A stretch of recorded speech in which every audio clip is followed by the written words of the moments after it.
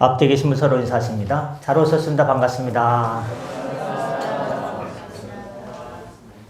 주님의 이름으로 여러분 모두를 환영하고 축복합니다. 여름이 성큼 다가왔습니다. 아니 이미 여름에 들어간 것 같습니다. 한 주간 동안 어떻게 지내셨습니까? 저는 한 주간 지나면서 최근에 체력이 약해지신 분 성도님들 생각이 많이 나더라고요. 그러면서 우리 예수님께서 십자가에서 인류의 고통, 십자가의 고통을 통해서 인생의 고통을 다 치유하셨기 때문에 어려움에 처한 분들, 환우들, 고통 중에 있는 모든 인류를 사랑하는 마음에 대해서 한 발짝 더 가까이 가는 시간이었습니다. 한 할아버지가 아침에 이렇게 하고요. 안경을 찾습니다. 내 안경이 어디 갔을까? 얘야, 내 안경이 어디 갔어? 누가 내 안경을 치운 거야? 소리치는데 손자가 다가와서 빵긋 웃습니다. 할아버지 안경 이마에 있어요. 여기 있었구나. 할아버지가 무안해하면서 안경을 내리썼습니다. 우리도 이럴 때가 있습니다. 사랑의 주님께서는 내 이마보다 더 가까운 곳에 계시는데 우리는 주님 어디에 계십니까? 제가 이런 고통 중에 있고 이런 질병 중에 있고 이런 나약함 중에 있는데 주님 어디 계시길래 저를 도와주지 않고 어디서 무엇을 하고 계십니까? 왜 나를 모른 채 하십니까? 왜 나를 버리셨습니까? 하면서 세상을 뒤집고 다닙니다. 오늘 본문에 나오는 엠마오의 제자들이 바로 그랬다는 것입니다. 예루살렘을 등지고 엠마오라는 시골 마을로 내려가는 두 제자가 나옵니다. 그들의 발걸음은요, 아주 무겁죠. 표정은 슬픈 기색이 역력합니다. 그들은 예수님께 인생을 몽땅 걸었던 사람들입니다. 이분이 이스라엘을 구해줄 줄 알았다, 구원해줄 줄 알았다라고 믿었습니다. 그런데 예수님은 자기들의 기대와 달리 십자가에서 허무하게 죽으셨고 부활했다는 소문은 들리는데 도무지 믿기지는 않고 결국 이 모든 것이 다 끝났다. 고향 가서 농사나 짓자 내려가는 길입니다. 이를 낙향이라고 하죠. 저도 옛날에는 은퇴하고 고향 충북 진천에 버스 2번 들어오는 살천리에 들어가고 싶은 마음이 생겼었어요. 그런데 조금 치료받고 나니까 약 타러 가야 되니까 거기서 올라오려면 새벽부터 죽을 힘을 다해서 올라와야 돼요. 여기서는 차 타고 19분이면 가니까 15분이면 차 안 막히면 16분이면 가니까 고향에 내려갈 생각이 사라졌습니다. 근데 이들은 고향에 가서 농사나 짓자, 고기나 잡자, 꿈이 현실로 도망가는 길입니다. 그런데 그 쓸쓸한 하산길에 낯선 한 분이 끼어듭니다. 바로 부활하신 예수님입니다. 근데 성경은 아주 기가 막힌 표현을 씁니다. 그들의 눈이 가리워져서 예수님인 줄 알지 못하거늘. 예수님께서 옆에 오셨고 눈앞에 보여도 눈이 가리워져서 예수님인 줄 알지 못했다는 것입니다. 왜요? 낙심이라는 안경을 쓰고 있으니까요. 실망감에 빠져 있으니까 부활하신 예수님이 보이지 않습니다. 여러분이 세상에서 너무 세상만 보면 예수님이 보이지 않습니다. 하나님의 은혜가 느껴지지 않습니다. 왜? 세상의 걱정이 이미 내 마음을 집어삼켰기 때문입니다. 혹시 4월을 마무리하는 엠마오의 제자 2명의 모습이 우리네 모습 아닙니까? 열심히 기도했는데 응답도 없고 교회 다녀봐야 별거 없네. 사업은 점점 어려워져 가고 무슨 이득이 있는 거야? 하며 세상으로 엠마오로 마음이 떠나고 계시지는 않습니까? 오늘 이 설교가 엠마오로 내려가는 여러분들의 발걸음을 돌이켜 다시 예루살렘으로, 다시 사명의 자리로, 다시 은혜와 믿음의 자리로 이끌려주는 거룩한 유턴의 시간이 되시기를 바랍니다. 이렇게 거룩한 유턴이 되기 위해서는 어떻게 해야 되는가? 첫 번째, 내 생각에 갇힌 고정관념을 깨야 주님이 보입니다. 심장내과 앞에서 이제 나는 곧 수술을 하게 될 텐데 어떤 할아버지 한 분이 왔어요.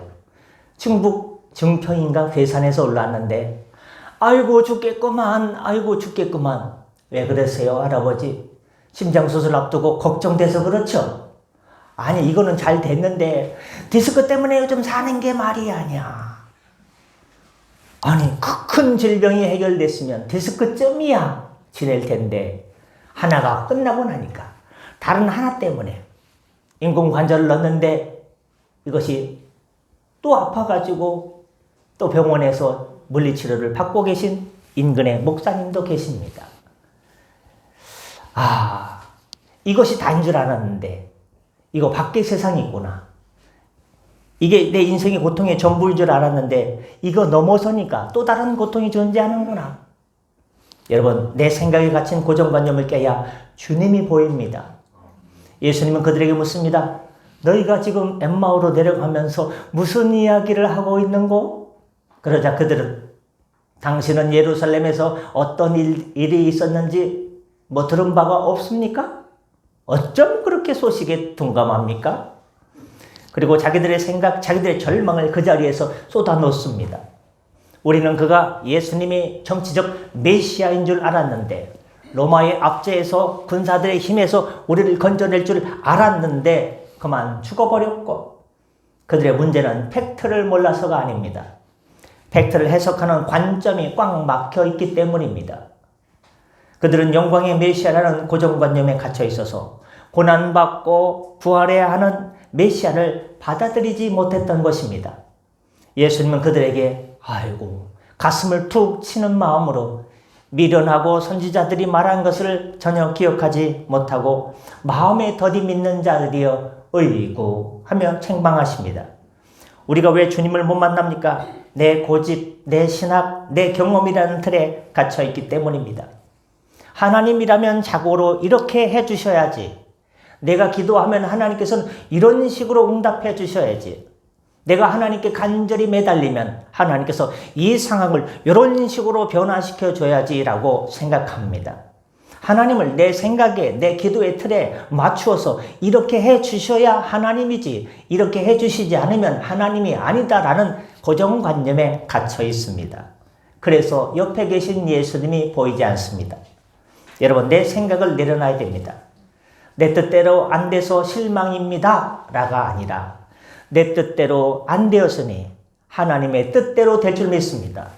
내 뜻대로 안 됐지만 이 길이 막혀있지만 하나님께서 다른 길을 열어주시고 이 계획이 막혔지만 하나님께서 더 좋은 길을 열어주실 줄 믿습니다라는 그런 믿음으로 한 발자국 뛰어 업그레이드 하시길 바랍니다.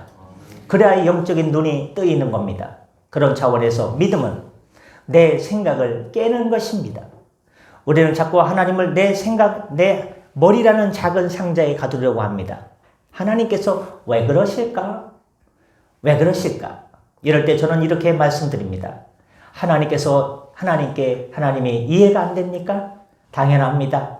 인간이 어떻게 하나님을 다 이해할 수 있습니까? 그러면 인간이 아니죠. 이럴 때 우리에게 믿음이 필요합니다. 프랜시스 톰슨의 시가 있습니다. 그 시의 제목은 천국의 사냥개입니다. 사냥개. 늠름하고 좀 무섭지 않습니까? 뭐 꽁이라도 떨어지면요. 쫙 달려가가지고 딱 입에 물고 하면서 올 것 같지 않습니까? 영국의 시인 프랜시스 톰슨은 사는 게 의미가 없었습니다. 돈이 있으면 뭐 하나, 건강하면 뭐 하나, 인생이 재미가 없는데 이것 좀 먹어야겠다. 앞편에 손을 댑니다. 몽롱하고 좋구만. 세상에 근심도 있구만. 이것이 바로 세상 사는 것인지. 앞편에 손을 대고 중독자로 또 노숙자로 평생을 도망다니며 살았습니다. 그는 하나님을 피해서 어두운 뒷골목으로 인생의 타락의 길로 도망쳤습니다. 그 유명한 사람이 어떻게 하다가 그렇게 망가졌을까? 하지만 하나님은 천국의 사냥개처럼 그를 끝까지 추적했습니다. 여기서 사냥개라고 하는 것은 무섭고 위협적인 동물을 말하는 게 아니에요. 한번 정확한 목표물은 결코 놓치지 않고 끝까지 뒤쫓아가는 집요한 하나님의 그런 강인하고 열정적인 사랑의 성격을 말하는 것이 바로 사냥개입니다. 엠마오로 도망가는 제자들은 예수님이 포기하지 않고 따라가신 것처럼 말입니다. 하나님의 열심으로, 하나님의 열정으로 나는 포기했는데 이렇게 살다가 죽어야지. 한 장로님을 만났습니다. 인생이 어려워졌어요? 사업이 어려워졌어요? 그래도 힘내야죠 했더니 그 장로님이요, 얼마나 낙심이 되면요, 이렇게 저한테 이렇게 살다가 죽어야지 하다가 내가 장로인데 이렇게 살다 죽어야 끝까지 하다가 지라는 말을 안 했어요. 그렇게 하면 안 되죠 장로님. 우리 믿는 사람들인데 일어나지요. 아이고 얼마나 힘들면 장로님 입에서 그런 말이 나왔겠습니까? 다시 힘을 냅시다 하고 기도해 드렸습니다. 저쪽 동네 사는 분인데. 엠마오로 도망가는 제자들은 포기했지만 예수님께서 포기하지 않고 천국의 사냥개처럼 하나님의 열심으로 그를 포기하지 않고 한 영혼을 포기하지 않고 끝까지 추격해 갔습니다. 톰스는 항복하면서 고백합니다. 내가 그토록 피해 다녔던 분이 사실은 나를 가장 사랑해서 쫓아오신 분이었구나. 여러분 도망가지 마시길 바랍니다. 여러분이 엠마오로 도망가도 주님은 끝까지 따라가시는 분입니다. 여러분 빨리 항복하고 눈을 뜨는 게 상책인 줄 믿습니다. 두 번째, 말씀이 들릴 때 가슴이 뜨거워지는 체험을 해야 삽니다. 예수님은 그들의 막힌 생각을 뚫어주기 위해서 기적을 행하지 않았습니다. 대신 성경을 풀어주셨습니다. 모세와 선지자의 글을 통해서 십자가와 부활이 우연이 아니라 필연임을 설명해 주었습니다. 일어날 수밖에 없는 하나님의 진리임을 풀어주었습니다. 나중에 제자들이 서로를 보면서 고백합니다. 야, 길에서 우리에게 성경을 풀어주실 때에 우리 속에서 마음이 뜨겁지 않냐? 이것이 바로 핵심입니다.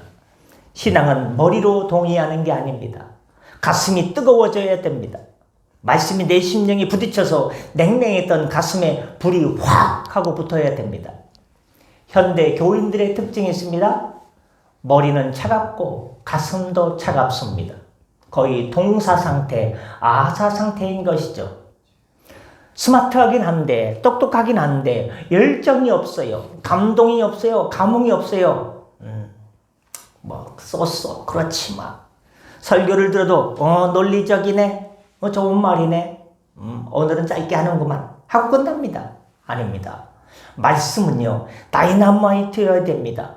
말씀이 내 안에 들어오면요 다이너마이트 동굴에 들어가서 부착해놓고 하나 둘 쿵 하면요 펑 터지는 것처럼 내 안에 일주일에 최소 한 번쯤은 펑 하고 터져야 돼요.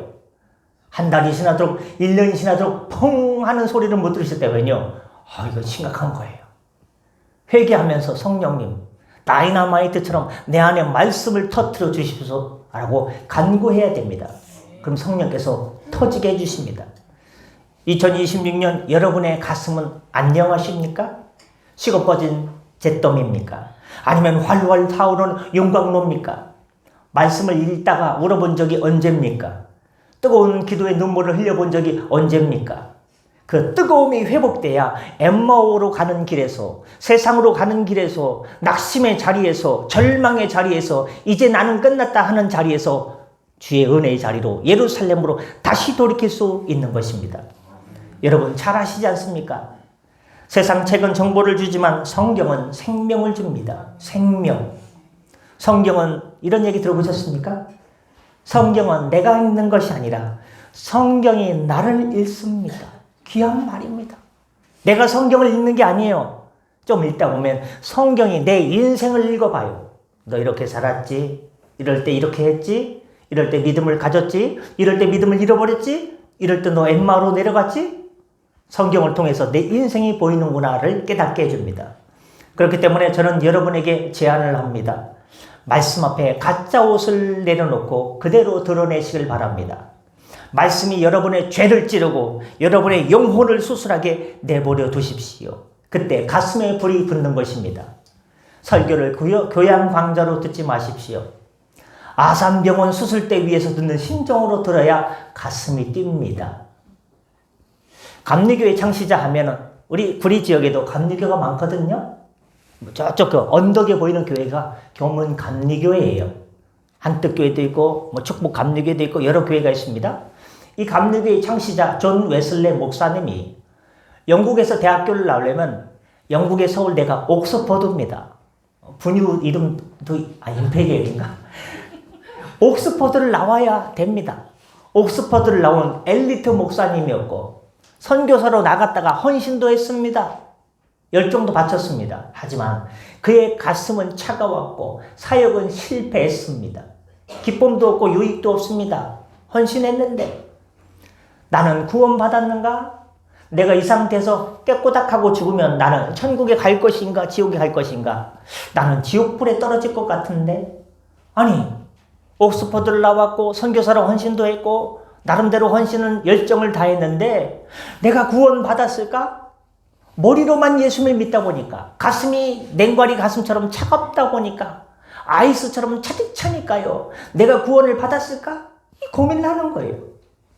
그래서 낙심해서 돌아온 어느 날 저녁 올더 스케이트 거리의 한 모임에서 누군가 사람들이 모여 있는데 뭘 읽고 있어요. 근데 어떤 사람이 나와서 로마서 주석 서문을 읽는 거예요. 로마서 1738년 5월 24일 저녁 밤 9시 15분에 그 사람이 나와서 로마서 서문 루터의 글입니다.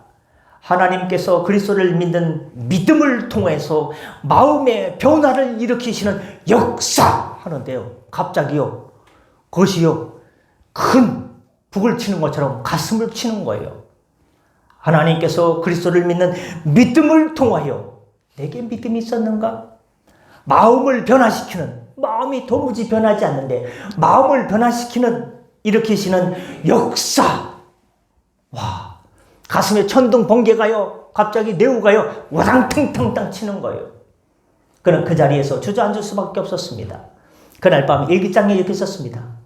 나는 내 마음이 이상하게 뜨거워지는 것을 느꼈다.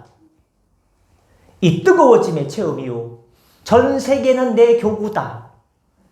제 담당 교구는 개봉교서 교구는 광명, 부천, 개봉 2, 3동이었습니다. 개봉 3동이었습니다. 근데 그 조그만 지역이 아니라 뭐라고 했습니까? 전 세계가 내가 돌아봐야 될 복음을 전하고 영혼을 돌아보고 교회를 세워야 될 전 세계가 내 교구다라고 위대한 전도자가 되었습니다. 여러분 지식이 부족해서가 아닙니다. 불이 없어서가 문제입니다. 성령의 불을 구하시길 바랍니다. 불을 구하는 자 살리라. 옆에 계신 분께 인사합니다. 불을 구하는 자 살리라. 네. 세 번째, 나그네를 대접하는 식탁에서 영적인 눈이 뜨여집니다. 날이 저물자 제자들은 낯선 여행객 예수님에게 우리와 함께 하시지요? 여러분 계속해서 걸어갔으니 얼마나 배가 고픕니까? 저도 어제 많이 걸었더니요 오금이 좀 저려 왔는데 좀 괜찮아졌어요. 제자들은 낯선 여행객 예수님에게 강권하여 집에 모셔드립니다. 그리고 함께 식사할 때 예수님께서 떡을 들어서 축사합니다. 하늘의 하나님 아버지여 이 떡을 통해서 우리에게 몸에 유익이 되게 하시고 영양이 되게 하시고 이런 식으로 어떻게 할지는 모르겠어요. 안 났으니까. 떡을 떼어서 축사하시고 하나님의 이름으로 축복하시고 떼어주시니까 그걸 먹는 순간 그들의 눈이 밝아져서 그인 줄 알아보더니 우리에게 떡을 떼어주시고 우리에게 모세와 선지자의 글을 통해서 성경을 풀어주신 분이 예수님이라는 걸 긴가민가했던 그 사람이 바로 예수님이라는 사실을 알게 되어서 눈이 뜨여지게 되었습니다.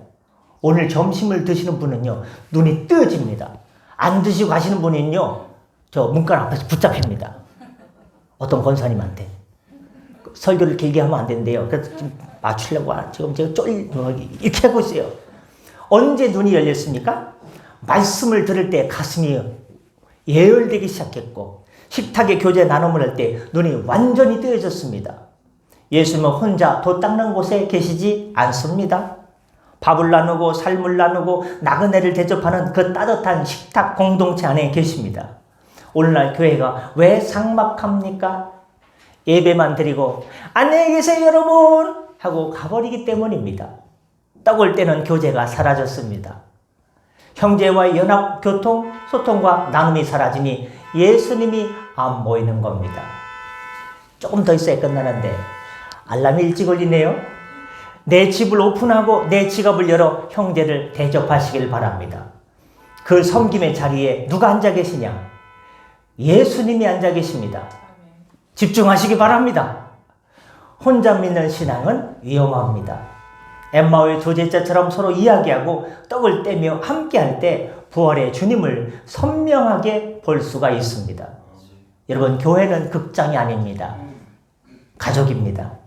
옆 사람 숟가락 개수까지 알아야 진짜 식구입니다. 혼자 골방의 문제를 가지고 이거는 나 혼자 평생 끌고 가야 돼. 그런 문제들이 하나씩 있지 않습니까? 너무 골방에 숨지 마십시오. 공동체 속으로 나오시길 바랍니다.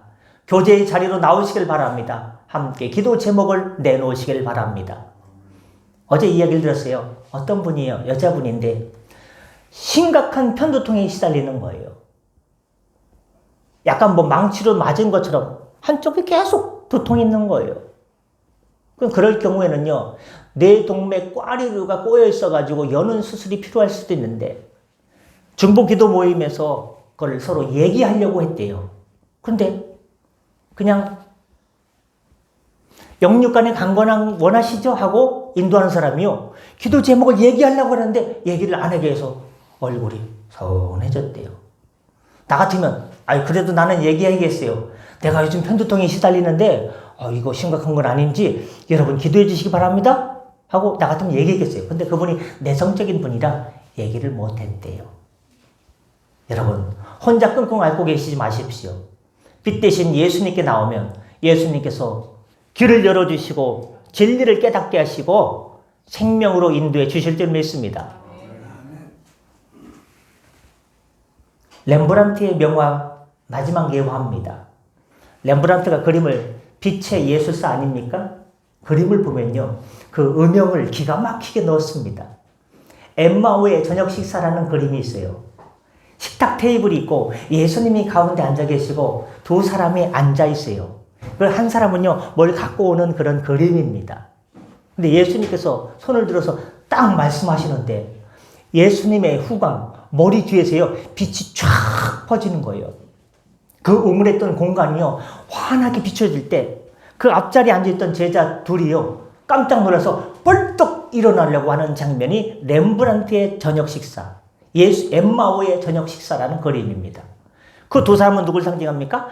엠마오로 내려가는 예수님을 바라보지 못하고 부활을 믿지 못하는 믿음이 없는 세상적인 근심 걱정으로 가득 차 있는 그 사람이 빛 대신 예수님의 빛으로 나아가니까, 예수님 말씀하실 때 그 빛을 경험하고 나니까 눈이 뜨이면서 깜짝 놀라는 장면, 자리에서 일어나려고 하는 그런 깜짝 놀라는 장면, 그 모습을 그렸습니다. 평범한 일상의 저녁 식사가 성찬식으로 변화되는 순간입니다. 여러분의 인생을 뒤엎고 있는 캄캄한 어둠의 요소들이 무엇입니까? 많죠. 얼마나 어려움이 많습니까? 그것이 기적의 현장이 되기 위해서는, 일상의 식탁이 성찬식이 되기 위해서는 빛 대신 예수를 만나면 주님께서 살려주십니다. 친구 목사님이 속초 바다가 보이는 곳에서 목회를 해요. 특수 목회를 해요. 갑자기 산불이 불어와가지고 속초 극동방송이 불에 다 타버렸습니다. 거기 3층 빌려가지고 예배 드리는데 아무것도 남은 게 없어요. 전국에서 어떻게 합니까? 농아인들 대상으로 주님 목회하는데 불이 나서 다 탔습니다. 저는 이게 끝입니까? 아니야. 내가 너 살려줄게. 주님의 따뜻한 음성을 들었겠죠. 전국에서 돈을 모아가지고 헌금을 해줘가지고 교회를 2층으로 멋있게 지었습니다. 야, 나도 이제 살만하구나. 이제 나도 목회할 만하구나 하는데 갑자기 어깨가 너무 아픈 거예요. 50견인가 보다. 나이를 속일 수 없구나. 나이를 거슬러 갈 수가 없구나. 여기가 회전 근막이 파열되고 그런 거를 조사하는데 눈이 바르르 떨리는 겁니다. 여기만 문제가 있는 것이 아니라 뇌 신경까지 문제가 있어가지고요. 안면이 발발발발 떨리는 겁니다. 주님, 이렇게 해다가 목회를 접습니까? 아니다. 내가 너를 사랑한다. 내가 너를 사랑한다. 너는 알지 못하느냐? 너는 내 앞에 내가 있는데 보지 못하느냐? 눈을 뜨거라. 수술 잘 되게 이번 주에 하셨고 회복으로 주님께서 인도해주고 계신 줄 믿으시길 바랍니다. 생각지 못한 어려움 가운데 계십니까? 엠마오로 내려가고 계십니까? 안 됩니다. 다시 예루살렘으로, 다시 여러분에게 직분을 주신 사명의 자리로 가야 됩니다. 그래야 위해서는 말씀 마칩니다. 첫 번째, 관점을 바꾸시길 바랍니다. 내 고정관념을 깨야 내 옆에 계신 예수님이 보입니다. 두 번째, 가슴을 데피시길 바랍니다. 냉랭한 세상 지식을 버리고 말씀으로, 믿음으로 가슴을 채우시길 바랍니다. 예수 그리스도를 믿는 믿음으로 말미암아 내 마음의 변화가 일어나는 역사! 루터의 로마서의 서문이 여러분의 가슴을 진동하시길 바랍니다. 식탁을 나누시길 바랍니다. 형제와 떡을 나눌 때 영적인 눈이 밝아져서 죽을 세상이 아니라 살만한 세상이구나, 살 세상이구나, 다시 한번 일어나 볼까라는 소망을 주님께서 주시게 될 줄 믿습니다. 기도하겠습니다. 부활하셔서 우리 곁에 동행하시지만 낙심과 절망의 눈이 가리워 주님을 알아보지 못했던 어리석음을 용서해 주옵소서. 오늘 주신 말씀이 우리 심령에 부딪혀 냉랭했던 가슴이 다시 뜨겁게 타오르게 하시고 예배와 교제의 자리에서 영적인 눈이 열리게 하여 주시옵소서. 엠마오로 내려가던 허무한 발걸음을 돌이켜 다시 사명의 땅 예루살렘으로 올라가는 거룩한 결단이 있는 인생 되게 하여 주옵소서. 감사하며 축복하며 우리 구주 예수님의 이름으로 기도드렸사옵나이다. 아멘. 주신 말씀 기억하면서 찬송 430장 부르시면서 준비하신 예물 하나님께 드리겠습니다. 찬송 430장입니다.